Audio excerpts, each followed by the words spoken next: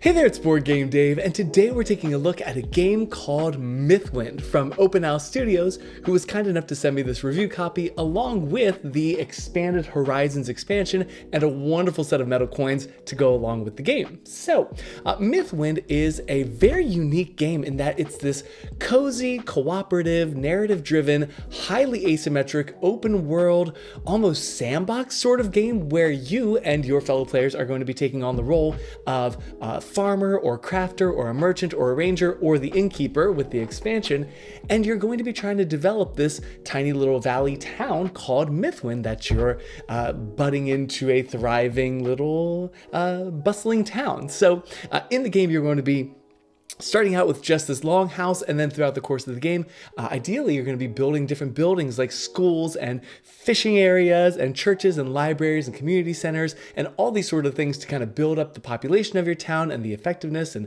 efficiency of your town, and gaining new villagers and interacting with sprites along the way that you're going to meet. And some of them are going to be helpful or mischievous, and there's also this tower in the middle of the valley that's very mysterious and it's got this like strange writing on it. And throughout the course of the game you'll also sort of uncover the mystery of the tower that's in the middle of Mythwind. So today I'm going to first give you a general overview of how the game works. I actually have it set up right here because Hannah and I were playing it earlier today. So I'll kind of explain like a broad scope of how the game works, as well as maybe show you like how a single day or a turn works in Mythwind as well.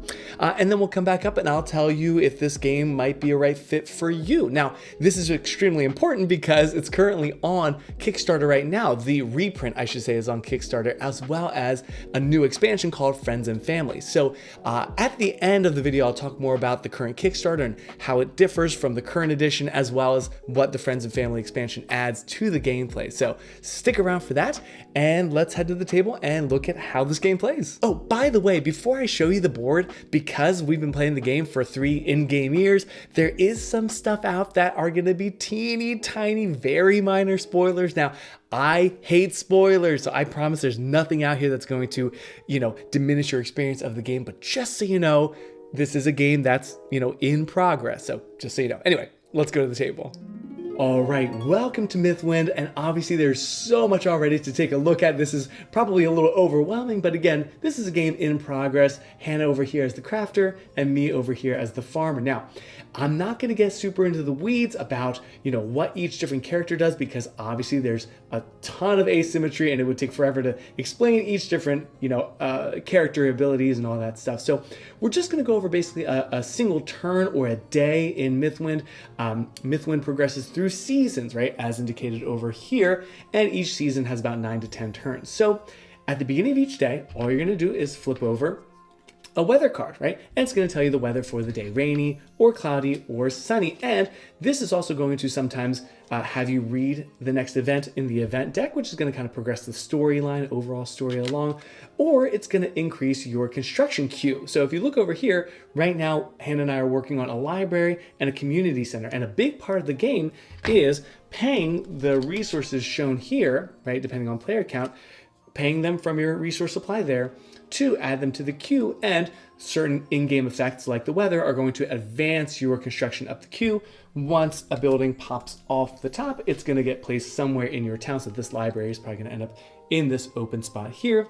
That's going to give you immediate benefits and ongoing bonuses, passive abilities, or it's going to give you a new place where you can send your miniature during the character part of the phase. So anyway, flip a new weather event, right? Resolve the weather, and then we go on to the next part of the turn, which is sending your miniature out somewhere onto the town board. It's called the town action. So maybe I take my farmer here and I spend some coins to get new workers. So I spend 5 coins and I grab these 2 workers from the supply. Now this will be really important because later in the game, I'm going to use those to activate more actions. So maybe I go there and do that. And maybe Hannah goes here to go on an adventure. Now this is really interesting because we have a whole big fat adventure deck, right? And there'll be either one-off things that'll happen, or kind of like the events, based on the things that happen in the adventure, you'll add new adventures from the supply. Now there's also an enormous fat stack of events right here. This is kind of the story of Mythwind, and we've probably made it through a third maybe of this stack. So there's those. These are all adventures right here, so tons of adventures to look at as well.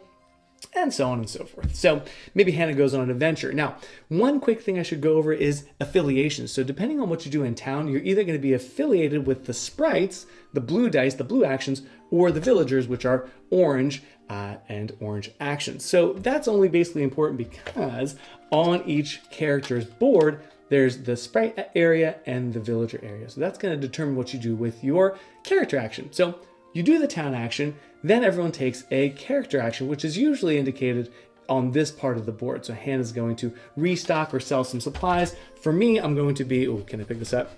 I'm going to be planting or watering or harvesting. And throughout the course of the game, you can unlock skills, which if you do this action, you get a benefit over here. So for me, it's very weather dependent because I'm the farmer. That's not always the case. So that's a really good way to speed up your whole engine, is getting skills shown here to kind of progress you along and make you more efficient or more strong at doing your thing. So that's the character action. And then the last thing that happens is everyone can take worker actions. So you can take your blue dice to go to blue spaces, orange dice to go to orange spaces, and do more crafty things or farmy things. So Hannah can go here to refine her goods and make them better and better, or gather materials from her bag right here, which is full of these materials like this, like canvas and birch and leather and things like that. For me, my dice are going to be used just like my character action to plant, to water, to harvest, to mess with my livestock, or to get some equipment. That's what's on my board right here. So that's the basic gist. So here, let me get the turn overview here. Oh, it's right here. Sorry about that. So we do the weather, right? Then we do the town action, which is putting your miniature out on the board. Then everyone takes a character action. Then we do the worker actions, which is your dice, right? Once everyone's resolved that, we do this all simultaneously, we go into dusk. At dusk, your miniature comes back, your workers go back where they belong. There's this interesting idea of every time you use the dice, you're going to kind of downgrade them. So once I use my level 3 sprite, it's going to come back as a 2. Then when I use it, it's going to go to a 1. Once it's at 0, we re-roll it like this, and we put it back into the tower supply where it belongs, like so. So workers go back, and then each character has like a little upkeep thing we do. And then we do it again, right? Flip a new weather card, resolve the weather, send out your miniature, do a character action, do worker actions, rinse and repeat. And that is, in a nutshell, how this game works. Now, I also have some other buildings up there.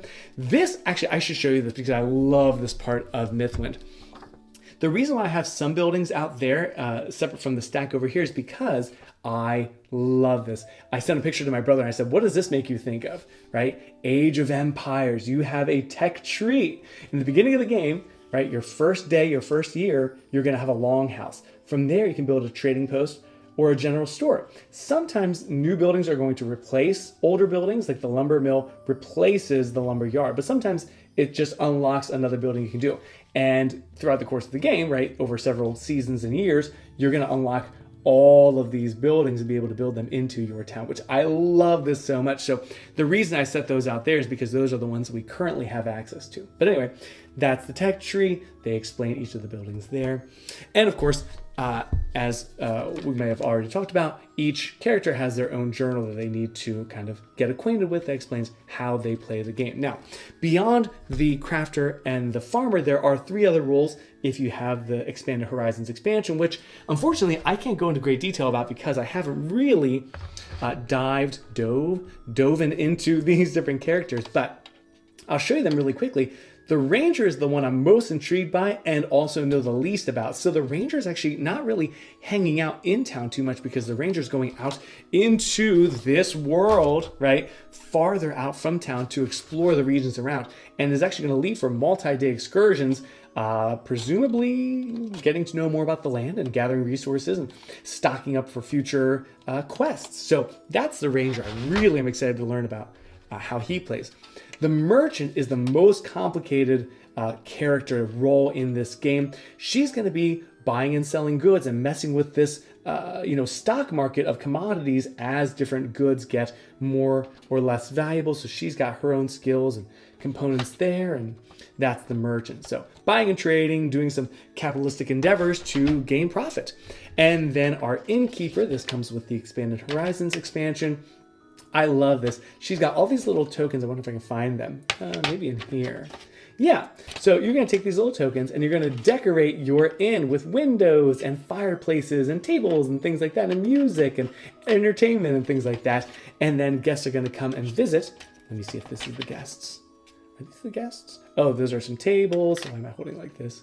And some decor and things, I believe, and a bar. And then visitors are going to come and they'll hang out at the inn. And then you get to kind of obviously increase the reputation of your inn, and you get to mingle with the guests. And it sounds like you get to kind of gossip with them and find out more about what's going on in the town. But that's the innkeeper. Very, very lovely. So anyways, I hope that gives you just a quick overview of what's happening in this game. You are placing out miniatures, placing out dice to do actions to, progress the game along. And I guess I should say the big driving factor of the game, maybe the two big driving factors are, one, getting through the event deck and resolving the events and kind of progressing the main storyline, and increasing resources. A lot of these buildings give you a way to buy or trade for resources, because that's how you build, of course, future buildings. And again, that's going to ramp up your game as well. So that is Mythwind in a nutshell. All right, so hopefully that gave you enough of a basic understanding of how to play Mythwind. Now let's talk about whether this game is right for you or might not be a great fit for you, starting with some reasons why you might enjoy this game based on your particular tastes. Starting with number one, you might enjoy Mythwind if you like cozy, cooperative, and relaxing games, which is everything that describes this game in a nutshell. It's very relaxing, it's very peaceful, there's not war and conflict and strife and things like that. There are, of course, small challenges you have to face along the way, but it's just a very feel-good, very zen sort of course, Animal Crossing-esque vibe of, you and your other players just working together to build this small town. And there's no conflict, there's no competitive nature between you and the other players, so it's very relaxing and cooperative. Second, you might enjoy Mythwind for the beautiful art and components you'll find inside and on the outside of this box. Now, the illustrator for this game is someone named Amanda Kadatz, who apparently has been working in the video game industry for over 9 years, and you can tell that she brings this sort of video game-esque world building quality and talent to this game. There's this beautiful print that shows the Mythwind Valley here, and it comes with this fantastic kind of old world sort of map, which I love having out while I play the game.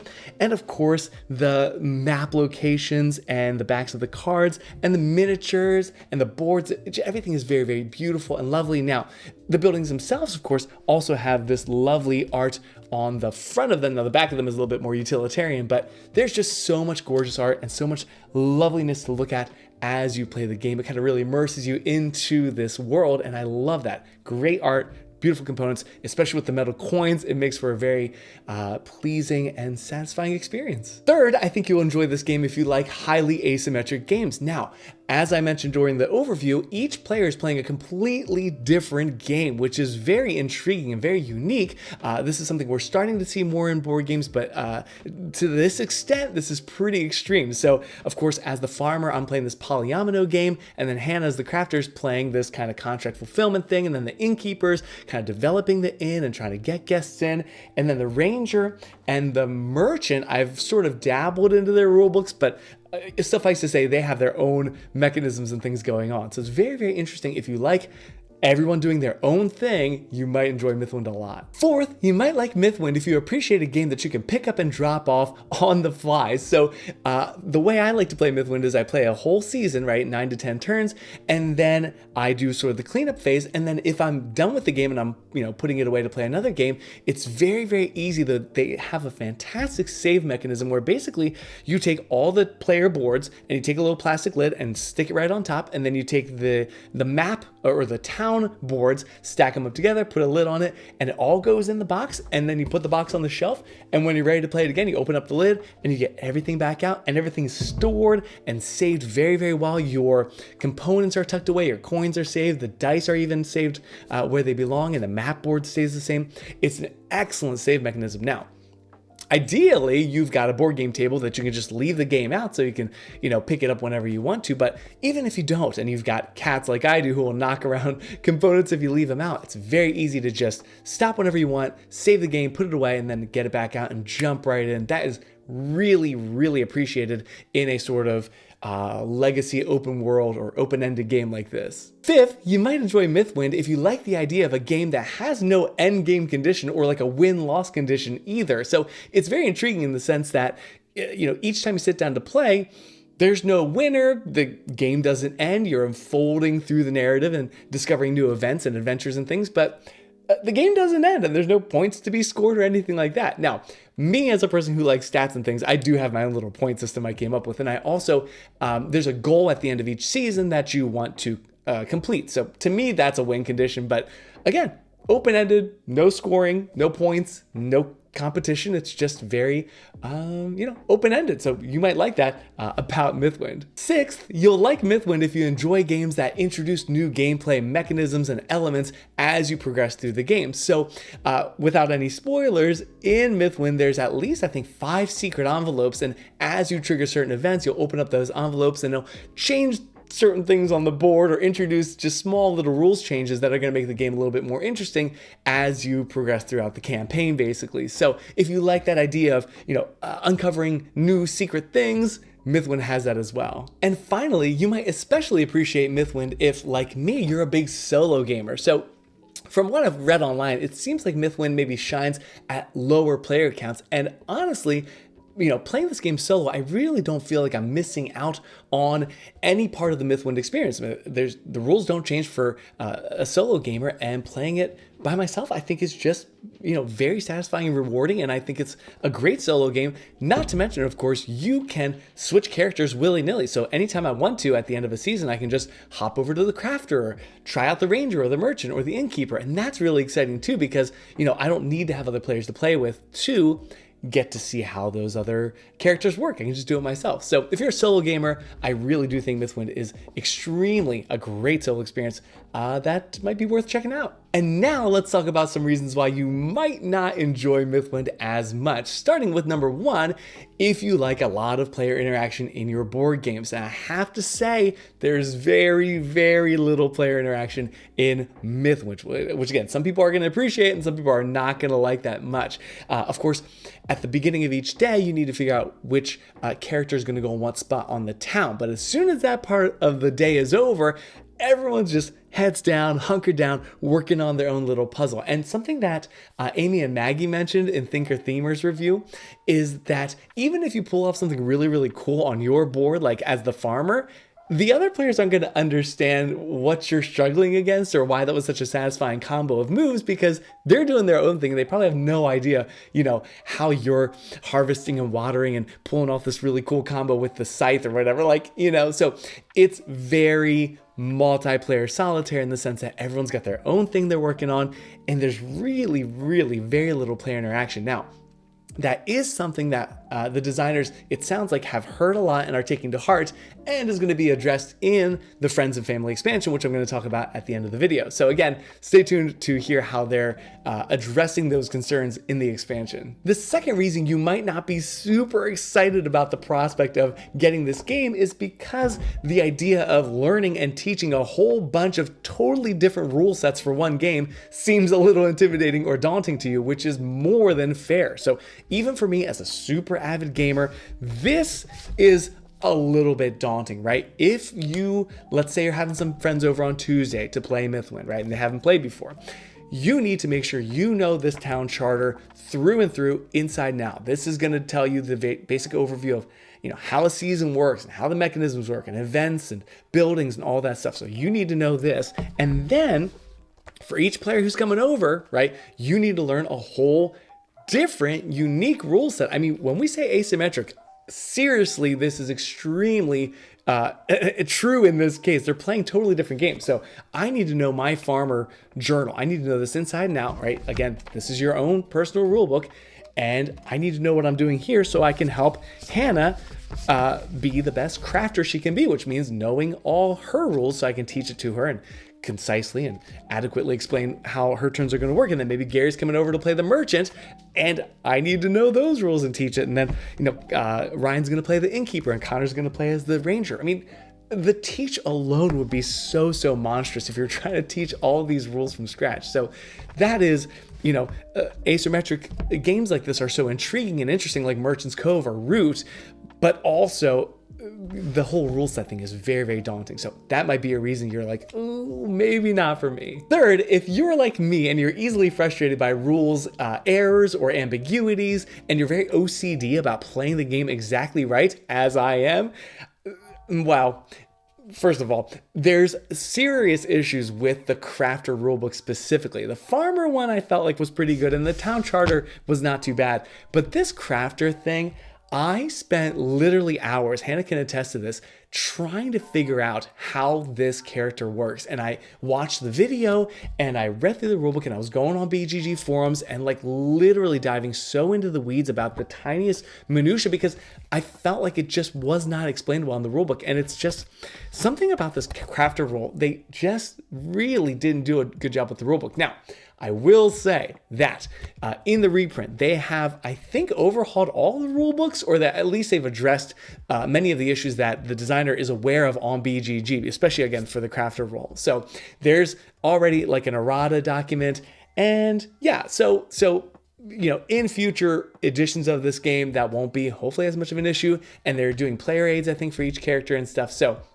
you know, it is currently an issue with the first run print of the game, but hopefully in future editions it won't be. But just something to keep in mind, that there are some rules issues in the original version. Another reason you might not love Mythwind is if you enjoy progressing and leveling up quickly in games. Now, that does not happen in Mythwind. It's certainly a slower paced, sort of tedious, meticulous process of slowly and carefully leveling up your character, right? This is the grind they talk about in video games, where you need to, you know, gain XP and do all these little mini quests to make your character stronger, better, faster, more efficient, all that stuff. Now, I've played this game 12 times now. I've played through 3 years, and my farmer is an absolute boss. I mean, he is so good at planting and watering and harvesting and all those things.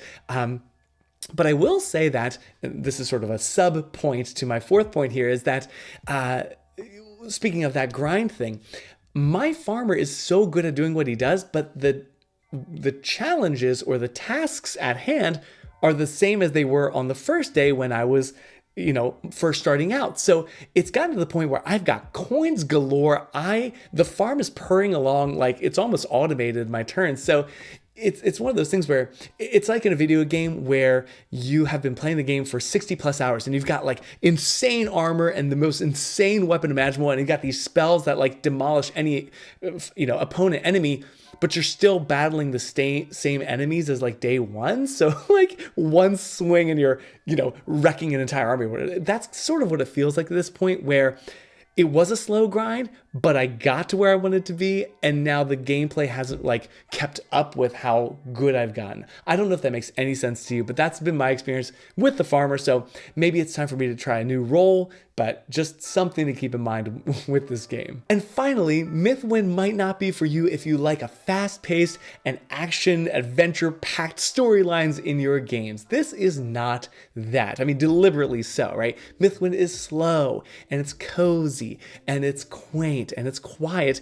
and you know, nothing insanely crazy, as far as I can tell, happens in Mythwind. Dragons don't come and armies don't come rushing down the hill on horseback and you have to fight them off or something. It's not like that. You're discovering small little mysteries of the town, and you're, you know, developing the land and farming more efficiently and inviting new people to your town and finding a place for this person to live who's like an introvert, right? So it's these very small, quiet, serene, idyllic, tranquil events that happen. Nothing insane is happening. This is not an epic, you know, saga Lord of the Rings style thing. It's more, we're just hanging out in the Shire and doing Shire things. And as much as that's, you know, again, quaint and cozy and wonderful and welcoming, it can be a little bit underwhelming sometimes. So you've got this big adventure deck, but the adventures, you know, are pretty mundane. Nothing super exciting is happening. You've got all these buildings, and this is something I've heard come up several times in different reviews.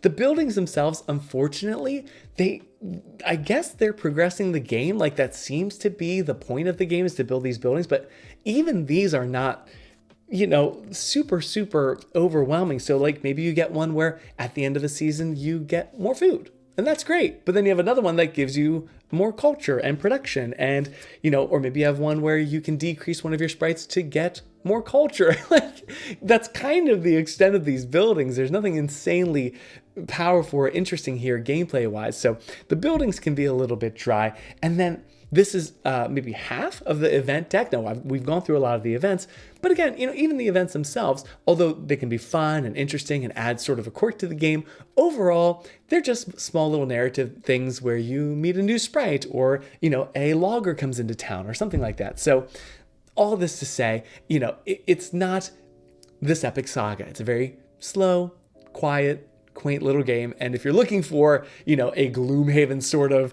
storyline, you're not going to find it here in Mythwind. And there you have it. Those are just some of the reasons why Mythwind may or may not be a right fit for you if you're considering backing this game on Kickstarter right now, which brings us to the Friends and Family expansion, which is a part of the Kickstarter that's live right now. Now, the main biggest focus of this expansion is more player interaction between players, obviously. The designer said in the video, which you should check out the video either way if you're at all curious about this game, that the vast majority of the feedback they got was that players wanted more interaction between them. And they heard that and they incorporated that into this expansion where the crafter can go visit the farmer and get some of the farmer's crops, or presumably the farmer could go talk to the crafter and get some tools to help him with the farm or things like that. Now, I'm not sure about the details of this interaction, but that sounds very, very promising, and it's going to solve one of the biggest issues I think people have with the game is how solo it feels. So having interaction is going to be great. Also, the other big thing that they're adding with this expansion is interactive and sort of three-dimensional villagers. So, in the game, you might flip an event card that says, Teresa's coming to your town and she is, a weaver. Great. We never hear from her again, right? But in this case, by building a bakery, right, you're going to actually meet the baker and get to develop a relationship with the baker and perhaps grow your relationship into something more than a friendship and apparently propose marriage to the baker, which seems very, very interesting. So, if that seems intriguing or interesting to me, that sounds fantastic. I mean, very, very fun and, much more telling this organic story. I think it's very cool. So anyway, that's the Friends and Family expansion. I wish I had some inside scoop for you, but I don't know anything beyond what's on the Kickstarter page. So I highly encourage you to check that out. I'll have a link, of course, down in the description. And there you go. That's Mythwind. So I'm not going to belabor the point. You heard some pros and cons. Now, I suppose not that it matters to you and your experience or enjoyment of the game, but I really, really enjoyed the game, especially when I first got to the table. So the first night I got the game out, Hannah had gone to bed early and I was like, okay, I'm gonna go play Mythwind. I played it 5 times straight. I kid you not. I was up till 2 a.m. and I just couldn't stop playing. I mean, there was just the goals I wanted to achieve and the skills I wanted to unlock. And I just had a vision for my farm and the town and, seeing this stack of buildings and thinking, oh, if I just build that fishing hut, then I can build the harbor and then I can build the port and have this thing going on, this engine going. And yeah, that was really, really intriguing. Now, to be perfectly blunt and very frank, over time, I think there's certainly been the diminishing returns phenomenon where the more I've played it, I've gotten to a point, I mentioned this earlier, where my farmer is like the best farmer. I mean, the dude is OP. He can do so much manipulation and flipping and combos that it's not really a challenge anymore. So I feel like I've kind of hit a plateau with the farmer, which just means maybe I just need to kind of retire the farmer for a few years and get out one of the other roles. And I've only experimented with the crafter and the farmer. So, the good thing about Mythwind is there's always another character you can check out. I haven't even touched the Expanded Horizons expansion yet, and I'm sure there's going to be so much extra content here to explore. So